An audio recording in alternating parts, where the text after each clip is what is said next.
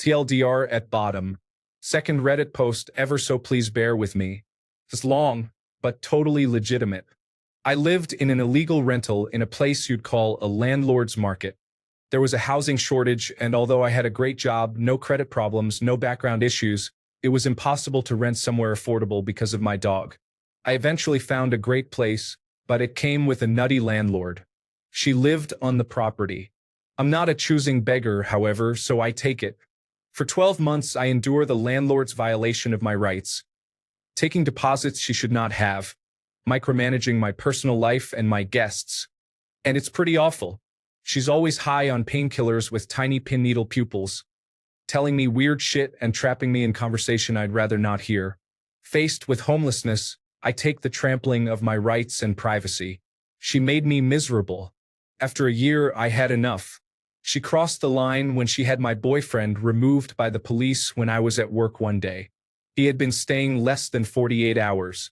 I was gone for 2 weeks at home and had arrived back to my rental 48 hours before this.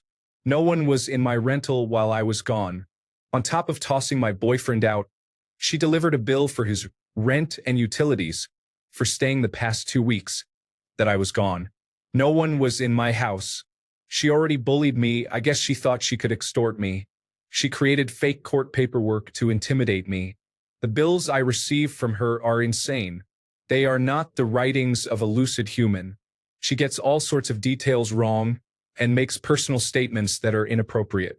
The place was empty and I was gone. But she wrote a bill and insisted I pay for his tenancy. This is when shit hit the fan. I finally stand my ground. Extortion is the limit. Everything is falsified. I think it was the Vicodin talking and making her brave. As an aside, that will be super relevant later. Her employer had an open fraud case against her. She told me early in my tenancy because she dared them to come after her. Perhaps she should not have dared so hard. After the fake tenancy debacle, shit gets real. I take off work to read up on my rights and protect my dog/stuff. She starts harassing me. Specifically, she did these things over the course of a few days. 1. Called from a blocked number and asked for a stripper/call girl. 2. Called my work as a new landlord seeking a reference and told them I was partying, why I wasn't at work. 3. Came into my yard at 11 at night, stomped up on my porch to scare me, then walked out of the yard, saying it was a free country, when asked what the hell she was doing. 4. Called the Humane Society, told them I had a vicious dog on the loose who attacked her dog. 5. Called the police and sent them to my job. I work with kids, claiming she found drugs in my house. Needless to say, I was pretty freaked out by all of these things. I got a TRO against her. She couldn't keep trying to ruin my career and get my dog euthanized and attempting to intimidate me. It was good for 3 years. I was happy I won in court. It was a great move for my safety and empowerment. However, when I did move, about 10 days after her extortion, she falsified documents, kept my deposit, and I was forced to go back to court to get my money. Again, I won, and although it took a lot of time and energy, eventually it was garnished from her account. I not only got out of my lease, rightfully, but took my deposit money back against her will. I had a restraining order for 3 years, and she did not know my new address. I was thrilled. The torment she put me through was unbelievable. So, let's cut to the revenge. Remember that fraud case she boasted about? Well, it came back to bite her. Landlord boldly did construction, high as a kite on Vicodin, while collecting disability because she was wheelchair-bound. See the issue here? She played the system to get into paid early retirement, ate pills all day, increased her property value by building up her space, and collected money from illegal rentals. For months before I moved out, she was doing construction, and I had a strange feeling I should document her fraud. I knew she could turn on me at any point, and well, I'm sure glad I had the foresight to do so. She had gone to work the first day of her contract and fallen out of a wheelchair on a ramp that was not up to code. Almost 4 weeks later to the day, she was happily at home, continuing with her activities, building a tool shed from scratch. She was doing construction, with no wheelchair. Duh. She was bold and figured she could never get caught.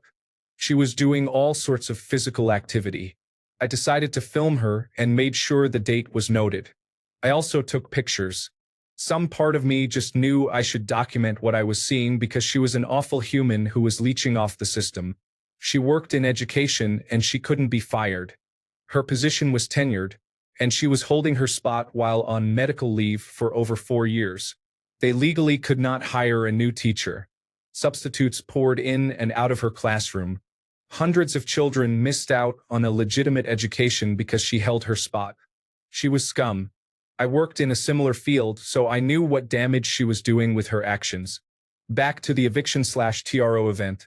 Shortly after moving out, when the restraining order was in effect, I went to her employer and offered evidence in his fraud case.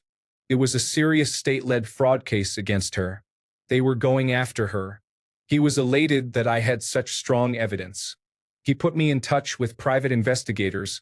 I handed over the evidence after sitting down with them and giving my statement of her activity and how she was mobile at home.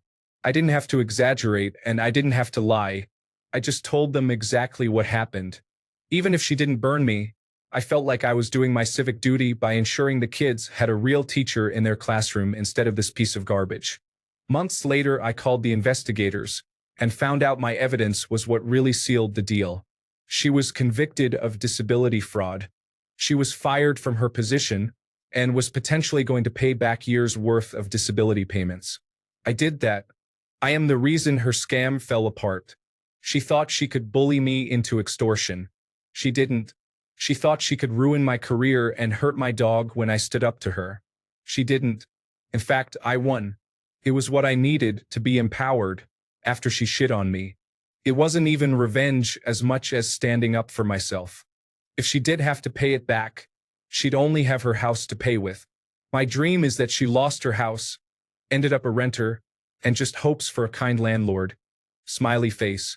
Till dear landlord who is a scumbag tries to extort me, harass me, tries to get me fired, tries to get my dog put down, and it backfires on her when I provide evidence she's committing disability fraud because I filmed her and gave it to private investigators. Edit. Trying to figure out if I can do this, and I think I can. Here's a small piece of the incriminating evidence I gathered. If not allowed, my bad. Caught in the act, smiley face. Please leave your story in the comments.